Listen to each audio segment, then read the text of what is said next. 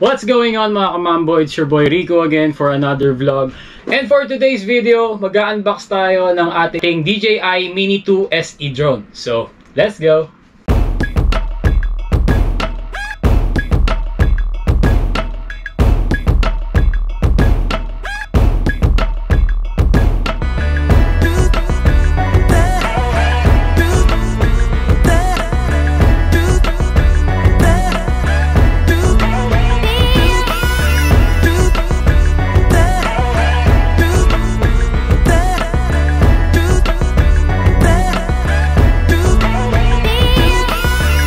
Alright, so ito na po yung ating in-order sa Shopee na DJI Mini 2 SE na drone with camera. Bali, kung mapapansin nyo, nakatanggal na siya sa packaging kasi nung pagka-deliver kanina sa harap ng rider, tinanggal ko na siya sa pagkakabalot. Actually, maganda naman yung pagkakabalot. Super secured, naka-doble-doble ng bubble wrap and doble rin ng box, kaya goods naman. Medyo nanigurado lang tayo kasi di ba ang dami nangyayari ngayon na pinapalitan yung laman ng loob, yung mga ganon. So ito yung box niya. Yan yung mismong drone nasa harap, and then plain lang dito na DJI, and then dito may mga nakasulat kung ano yung nasa box, and then yan, medyo plain lang yung box niya pero maganda naman. So itong in-order pala natin, may kasama na siyang SanDisk 64GB na micro SD card. Yung official store kasi ng DJI sa Shopee, with the same price, ay wala pang kasama na SD card. So naghanap tayo ng ibang seller na medyo legit naman, at yun nga, pinili natin yung may SD card kasi syempre magkano rin to eh. So ang bili pala natin dito sa ating drone ay 17,190 ang kanyang price sa Shopee. Pero dahil sa mga voucher and mga free shipping, ang binayaran natin ay 16,709 na lang. So silipin natin kung ano yung nasa loob ng box. So ito ulit yung box. Pag binuksan mo siya, pag ganito, at makikita kagad natin yung ating drone. So ito siya.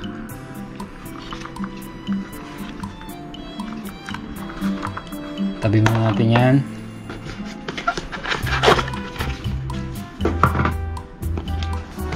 Sa loob, meron pang isang box. Tingnan natin kung ano mga laman nito.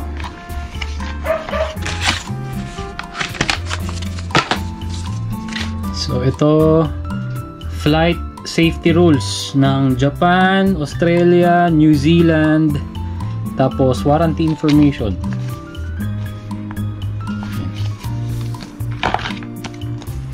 Tapos meron tayong quick start guide.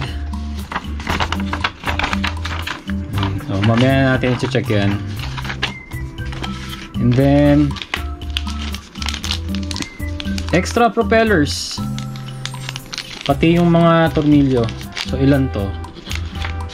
Bali dalawang pares pala. Bali, dalawang pares ng extra propellers. Meron tayong screw na base sa size niya ay para dito sa screw ng propellers din. Ito naman, safety guidelines. At yung mga cable. At nasa baba yung pinaka controller. Uy, matindi yung dikit ng plastic, kailangan sirain. Wow, fairness, yung controller niya may kabigatan, so medyo masasabi mo na high quality. Ganda ng texture, parang siyang matte black na parang powder coated. So ito yung mga joystick. So ito yung ini-screw dito, ayun. Yan. So doon siya nakatago sa ilalim. Tatanggalin muna natin kasi hindi pa naman tayo magpapalipad eh. So yun yung itsura niya. Itong wire na to ang i-connect sa phone. Okay.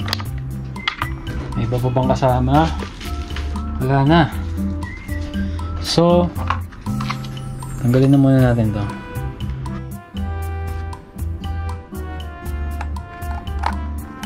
Okay, so base sa mga napanood ko sa ibang nagvo-vlog, kailangan ito muna ang i-extend. Kasi the way na i-extend yung kabila ay pag ganun. So kailangan ito muna kasi kung hindi na medyo nakaharang yata.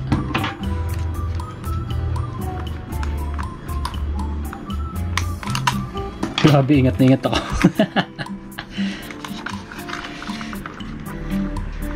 Yun oh.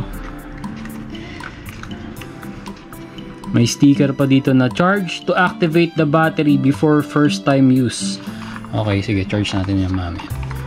Tapos yung gimbal protector, please remove the gimbal protector before taking off.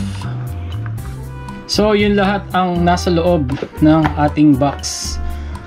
Yung controller, yung mismong drone, screw, dalawang pares ng extra propellers, charging cables, at syempre yung ating SD card, which is depende sa seller, usually ay hindi kasama. So bago tayo magpalipad ng drone, sisiguraduhin muna natin na kahit paano ay mapafamiliarize tayo ng todo. At ang isang way doon ay ito. So ito ang DJI Store na application sa cellphone. Hindi pa ito yung mismong gagamitin kapag magpapalipad ng drone. So ang mga nandito ay ang virtual flight, forum, annual contest nila, academy. Pero ang pinaka nagustuhan ko dito ay itong virtual flight. So ang virtual flight, dyan ka pwede mag-practice na parang magpapalipad ng drone pero para ka lang naglalaro sa cellphone, which is maganda lalo na sa mga beginner na katulad ko. Kasi kahit papaano, 'di ba? Para ma-familiarize ako sa response ng drone sa bawat pihit mo sa joystick. Although ang perspective nito ay iba kumpara sa actual. Ang importante lang naman dito ay magkaroon tayo ng idea. So ayan siya. Yan. Para lang kahit papaano ma-master natin, or kahit papaano medyo magamay natin ng kahit konti yung mga basic na controls. Yan. So para ka lang talaga naglalaro ng cellphone. Kasi syempre ang purpose nito din ay para pag nagpalipad ka na ng drone, may iwasan mo na mag-crash agad yung drone mo. Syempre medyo alam naman natin basta DJI, medyo may price din kasi to. Although Mini 2 SE lang to, pero nasa kulang-kulang 17,000 pa rin siya. Actually ang brand new price nito na kapag hindi naka-sale ay 19,000. So kailangan talaga natin siyang ingatan. So yung battery niya andito na rin pala. So tanggalin na natin tong sticker. Tapos ito. Yun. Yan, ito yung battery niya. Bali pag-order pala kayo ng Mini 2 SE, ang standard talaga ay isa lang ang battery. Pero meron namang option na may kasama siyang 3 batteries pero mas mahal nga lang. So ang kinuha natin ay yung isa lang muna kasi actually hindi pa naman tayo makakapagpalipad ng sobrang haba kaagad. Pagpa-practicean pa talaga natin muna. So that's gonna do it for our unboxing video ng DJI Mini 2 SE. Kung interested kayo, ilalagay ko sa description ang Shopee link ng seller na napag-orderan ko nito. So maybe sa susunod na upload ay first flight test naman tayo. So aaralin ko muna maigi para sure na hindi tayo magka-crash, kasi nga medyo masakit sa bangs kapag na disgrasya natin tong ating drone. And nakapag-review na rin tayo ng basic na mga rules sa pagpapalipad ng mga drone. 249 grams lang to, so hindi mo kailangan ng license as long as susundin mo yung mga basic na guidelines, yung mga rules sa pagpapalipad, okay na okay lang. So, kita-kits tayo sa susunod na upload.